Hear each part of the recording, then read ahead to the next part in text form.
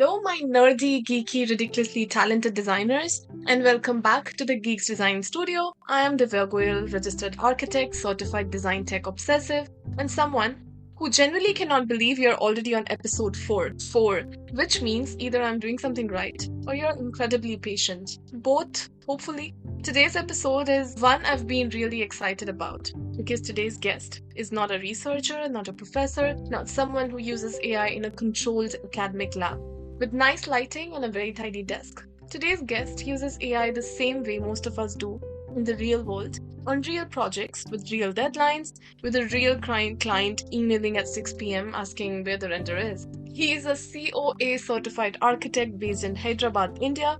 He has worked across healthcare, high-rise residential, commercial spaces, and now, in what might be one of the most interesting professional pivots I've heard, he's working remotely for a Canadian architectural firm, designing restaurant chains from India, and he started his AI journey the way most of us do, alone, curious, and with Stable Diffusion open in one tab and a tutorial on YouTube in the other.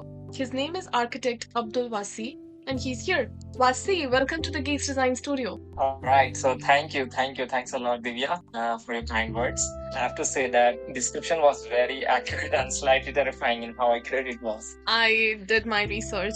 Clearly visible. So the stable diffusion part and the YouTube tutorial running simultaneously, as you said, that is exactly how it happened multiple times, Yeah, that's the life of a self-taught AI architect, and we all know it. Yeah, we absolutely do. Okay, so quick intro. I promise not to take too long before I know people are going to want to get the good stuff. But I do want to give you a real introduction, not the sanitized version. Tell me who's Vasi in 2 minutes or less, in a way that doesn't sound like your LinkedIn headline. Okay, so 2 minutes. Okay, so I'm someone who got into architecture for the same reason most of us do. Like, I wanted to build things that matter. Mm-hmm. I did my Bachelor of Architecture from JNFU, Hyderabad, and started practicing right after the graduation. Mm-hmm. Like, first I explored the healthcare architecture, and after that, residential and commercial space of the architecture. And somewhere along the way, I developed a very specific obsession with how buildings are communicated, not just how they are designed, but how they are visualized, presented, and communicated to a client, understood by a contractor. That obsession is what led me to the 3D CGI, to rendering, and to BIM, and ultimately now to AI. That's such a specific entry point, and it wasn't about design automation, it was about communication. That's interesting. Yeah, completely. Because I found early in my career that building can be brilliant, and it doesn't matter if the client can't see it actually.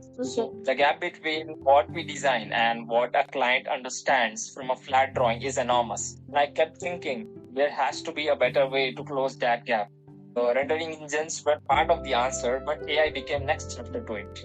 Now you're doing this across 2 countries, right? Which I genuinely want to talk about. Yes.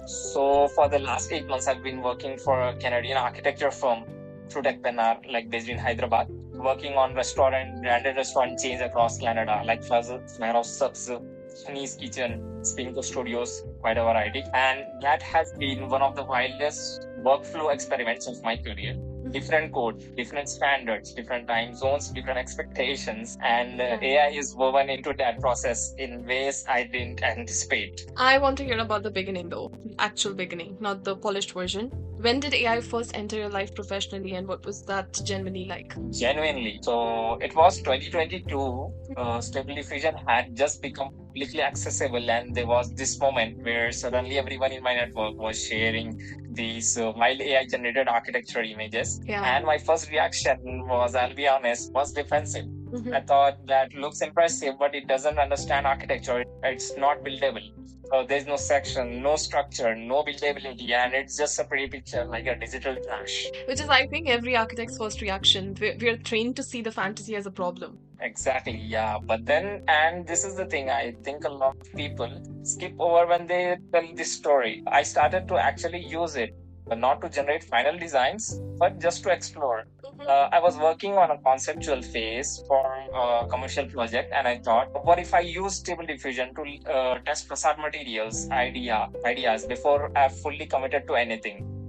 Just as a thinking tool, not as a final tool.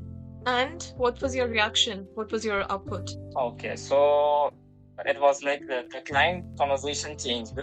I showed them a range of material boards like warm terracotta, polished metals, and these textured concrete as a generative exploration before we have even done or the detailed drawings.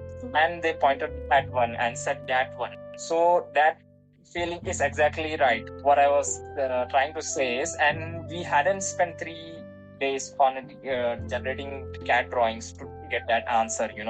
We just got before using AI. And that's the exact thing people don't talk about enough. It's not replacing the drawing, it's replacing the guessing in the early stages. Exactly, that's it. That's the whole thing. And once I understood that AI isn't a shortcut to the answer, it's a shortcut to the right question, everything changed. My relationship with every AI tool changed.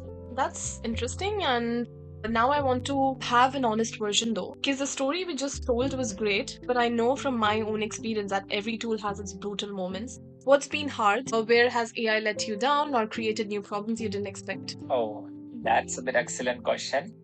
Because this part doesn't get talked about enough. Biggest challenge I've had is what I'd call the expectation inflation problem. Once clients see an AI generated visualization in the concept phase and it looks photorealistic, it looks done. I think that's what the project looks like after it will be built. So that the design decisions have been made, and some things you're showing them a mood, not a commitment.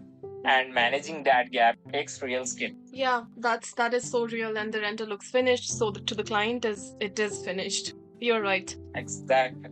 Yeah, exactly. And suddenly you have a client asking, why does the actual building look different from the image we approved? And you're explaining the difference between generative exploration and a design decision at the wrong stage in the project, And how do you manage that now? Very deliberate framing. I now present any AI-assisted visualization with explicit language around what it is. The directional mood image. This is a design option, not a final design decision. We are exploring, not committing. I almost have a script for it because the tool is powerful enough to create the wrong impression if you're not careful about how you visualize it. The other hard thing that has been workflow integration. Use DeFi render. There was Corona being also in some BIM workflows. And each of these has its own relationship with AI, like AI-assisted tools. Figuring out where AI adds speed without compromising the coherence of the overall workflow, like me a long time. It's not plug and play, It requires thinking about your entire process as a system and deciding where the intervention makes the system better. That's exactly what we talked about in episode 2 as well. That the tools don't come with instructions for how they fit into your existing practice. You have to build that integration yourself. Completely. And that self-built integration is, I think, where the skill is. Anyone can download Stable Diffusion. Not everyone can make it actually improve the quality of a healthcare design project, right? Yeah, you're absolutely right. Okay, so let's get into the good stuff, because one of the things I love about having a practitioner on, not a researcher, an actual working architect, is that you can tell me what genuinely works, not in theory, in real project. What's in your AI toolkit right now, and what's earning its place? All right. So for me, there are 3 things that have genuinely proven themselves in real conditions. First is AI-assisted concept visualization, the Stable Diffusion, and currently now Nano Banana Pro Gemini 3.0 for early client conversations and mood exploration. We have talked about this. The key is how you use it and how you frame it. When you get those 2 things right, it's transformative. The second is DeFi render. Now, DeFi render has been incorporating AI-assisted features into its rendering workflow. AI Sky some of them is like AI Sky integration, material AI, or real-time visualization, and combined with BIM models also currently from Revit. And it has changed how I deliver client presentations. I can do a walk around of a built interior in real time with using AI, like generating by prompting. That's not a render. I prepared beforehand. That's live. And the client experience of that is completely different from anything I could have done before. The living render, you mean? We talked about this briefly in the previous episodes, and that Unreal Engine moment of handing someone a controller, and that's exactly this. Okay, yeah. And the third thing is and this is one of like I'm most excited about right now is AI for documentation. I work on complex projects, hospitals like high-rise residential towers. The amount of documentation, coordination, and this specific writing, it's genuinely enormous. And I've started using AI language tools to help me draft, check, and formal integrations, technical specifications, not to write them from scratch. I still read and verify every word, but to accelerate the drafting process and flag inconsistencies I might miss at 11 p.m. on a deadline. Yeah, the quality control layer, right? And using AI as a second pair of eyes when your own eyes are not functioning properly. Yeah, that's exactly it. And that use case, I don't see it discussed enough. Everyone talks about AI for visualization. Far people are talking about AI for documentation and specification, but for practitioner, that might be where the highest value time savings really actually are. And I want to ask you something slightly controversial. How you work across some very different project types, a hospital in Hyderabad, the Spinco fitness studio in Ottawa. Does AI behave differently in those contexts? I mean, the tool is the tool the same and just the input changes? Right. Actually, that is a great question. But the tool is the same, but your judgment of the output changes completely. Your architecture has very specific constraints, infection control zones, patient flow logic, this clinical agencies, and AI generated floor plan for a hospital that ignores those fundamentals is not just useless, potentially dangerous. So in healthcare, AI is much more useful at the visualization layer than at the planning layer, I think. I would never hand an AI generated model or a plan to a medical planner because it has its fundamentals, right? Yeah, and what about the restaurant fit out? So in a restaurant fit out, the stakes of getting the flow wrong are different, and the design constraints are more about brand identity than clinical function, right? So AI can enter the planning processes earlier without the same base. So the brand aesthetic, the furniture arrangement, the lighting mood, all of this is much more amendable to AI assisted iteration, right?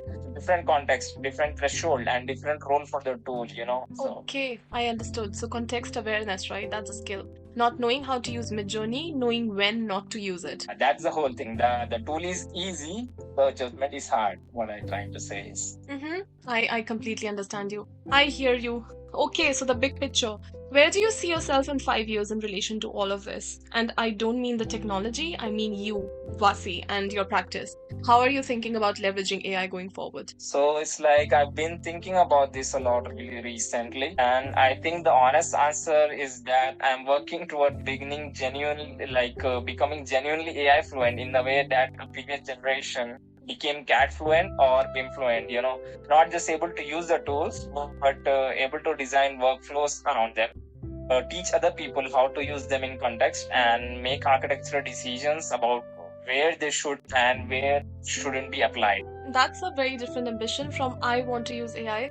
That's I want to understand it well enough to be the person who decides how other people use it. Interesting. Exactly. That's what I was going to say. Because in practice, the principal architect or the project lead doesn't need to use every tool, right? You need to understand what each tool makes possible and make intelligent decisions about when to deploy it. And I think that strategic fluency, not just technical ability, is what separates the architects of the next decade. So, strategic AI fluency. That's really interesting point, and I'm making my notes already. Thank you so much. That's great. Okay. The other thing I'm thinking about is cross-border practice. Working for the Canadian firm has completely opened up my understanding of how an architect's skill can travel, especially with AI tools that remove some of the friction of different formats and these communication styles. So I genuinely think we are heading towards a world where an architect in Hyderabad working on a project in Ottawa is completely normal, not exceptional. It's normal nowadays. So with AI, this might get to another level. So you mean the borderless studio? Exactly, the borderless studio. And AI is a big part of what makes that viable. The translation layer, the documentation assist, and the visual communication tools that work regardlessly of whether your client is in Kondapur or Ottawa. That's such an interesting framing because people talk about AI replacing architects. And here you are talking about AI enabling architects to practice in places they never could have reached before. Exactly. That's the version of the story, I believe. It's not a replacement, it's reach. You can be a better architect in more places for more people, and with these tools, that's the version I'm betting on. Okay, Vasi, this has been brilliant. Like genuinely brilliant. You gave me the practitioner version of this conversation that I've been wanting to have for previous episodes. Thank you. Thanks a lot, Divya. Actually, I might appreciate you for these initiatives in our industry. I've really enjoyed this. It's often you get to actually talk about how this stuff works in real life rather than just posting about it in LinkedIn, right? Yeah. Exactly, and the LinkedIn version versus the real version, and there is an episode in that too. There really is, yeah. And thank you so much, first of all. And before you go, where can people find you? Where should they go if they want to see your work or reach out? Yeah, thanks a lot for having me, actually. So the best place is LinkedIn. LinkedIn is better, for the connections and all, like the professional connections and all. LinkedIn is the best. Yeah, you can find me on my username is ar.md Abdul Vasi. I also have an Instagram handle or my professional blog, Style Architects, where I post or my practicing architecture, and I'm always open to conversations about AI in practice, especially with other architects who are figuring this out in real conditions, not just lab condition, and trying the new way and for the betterment of the society using AI. Okay, so at the rate versatile architects, right? All linked in the show notes. And before I let you go, and before I let everyone listening go, it's homework time. This week's homework has two parts, and both of them are about trying, not reading. Part 1. If you have not yet used a generative AI visualization tool in an architectural context, even for 5 minutes, even just messing around, I want you to do this week. Midjourney, Stable Diffusion, whatever you can access, not to produce anything final, just to understand what it actually feels like. Because the conversation changes completely once you have had your hands on it. Part 2. And this is the more interesting one. I want you to identify one part of your current workflow that is slow, annoying, and repetitive. Not the creative part, the part that makes you feel like a very expensive photocopier. And ask yourself, seriously, genuinely, could an AI tool do even part of this faster? You don't have to act on it this week. Just identify it, name it, because awareness is always the first step.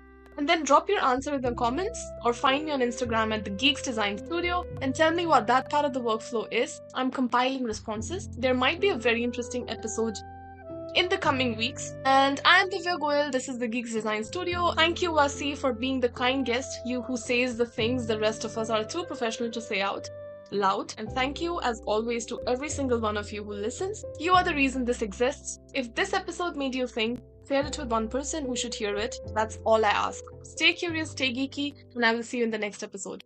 Goodbye.